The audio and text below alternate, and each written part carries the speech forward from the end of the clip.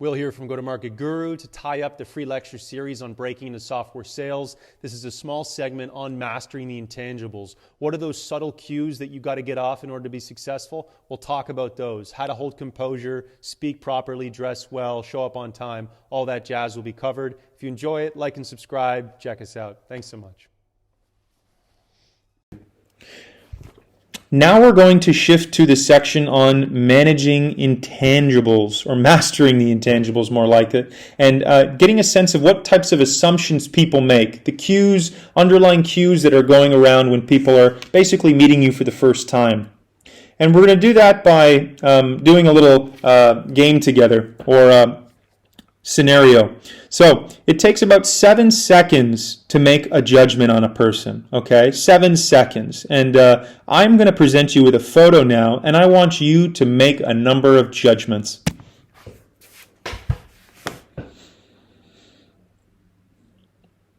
Okay, a few more moments. That's about 7 seconds. So I can imagine we all came up with a number of judgments here. I'm going to present to you another photo now, and I want you to make the same types of judgments. Okay, let's see what the first impression is.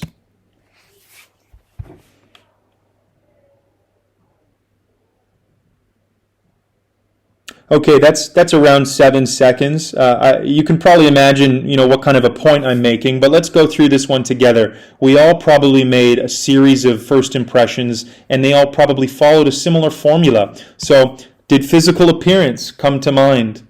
Probably, right? And you can probably, guess that there's some significant differences between these two different photos.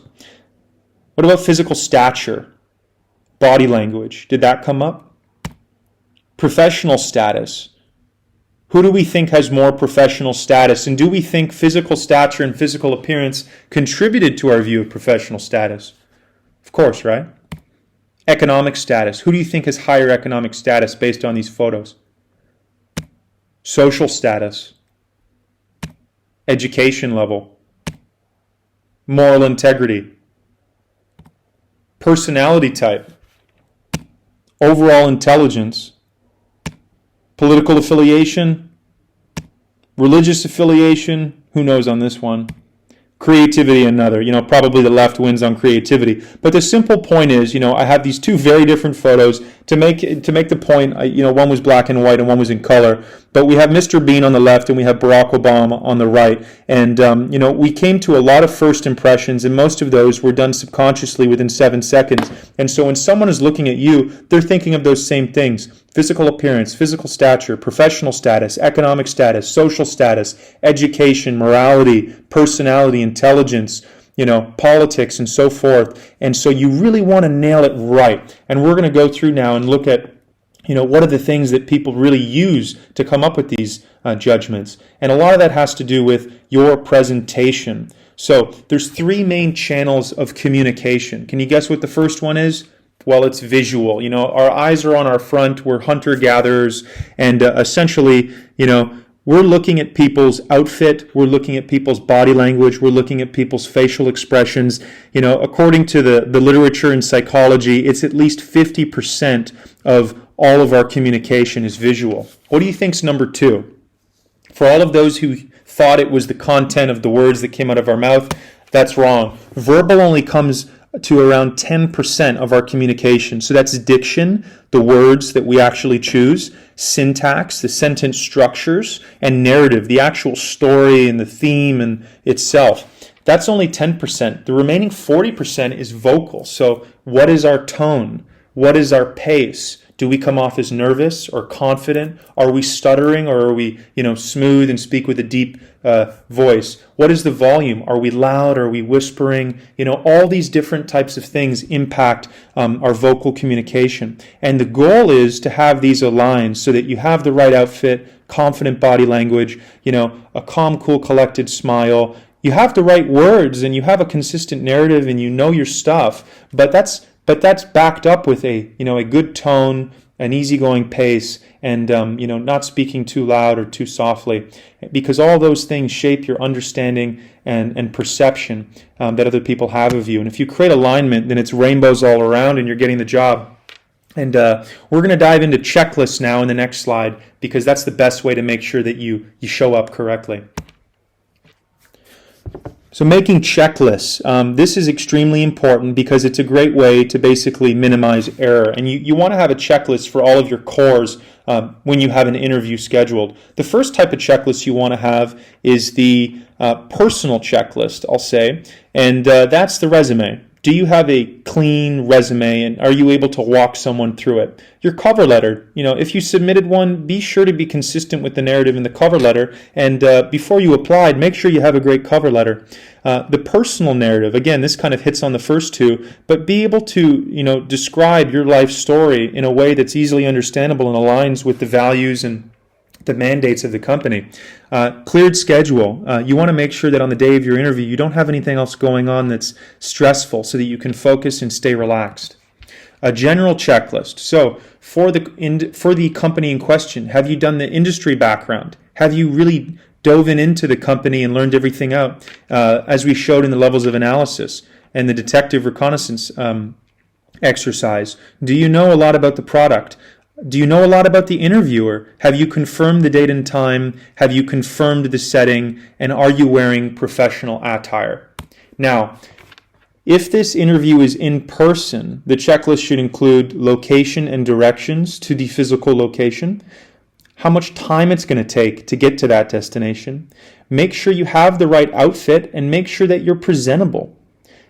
Hygiene maintenance. I can't stress this enough, particularly for guys. We stink. We do. So let's make sure that we have deodorant, you're well showered, and make sure that you don't do anything that's going to make you sweat on the way to the interview. Backup attire, in case you spill coffee on yourself on the bus. I've done it multiple times. Make sure you have a backup shirt, at least. Arrive early.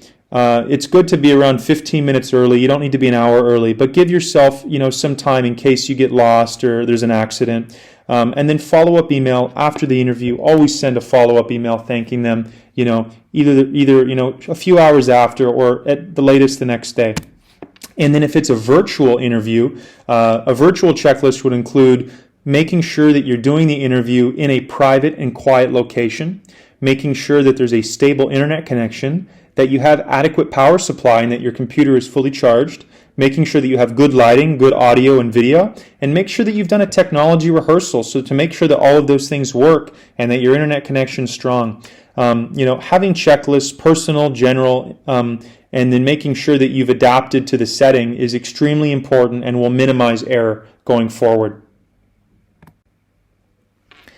Finally, the big picture, I've advocated a lot of things within this lecture and lecture series in general. We've talked about your toolbox, having an elevator pitch, having a cover letter, having a resume that's pristine. We've talked about mapping out the market by industry and stage and sector and company and position. We've talked about doing reconnaissance. We've talked about owning the Q&A and mastering the intangibles. I've given you some structures to make sure that you do everything in a repeatable, clear, concise fashion. So the key advice is prepare the best you can.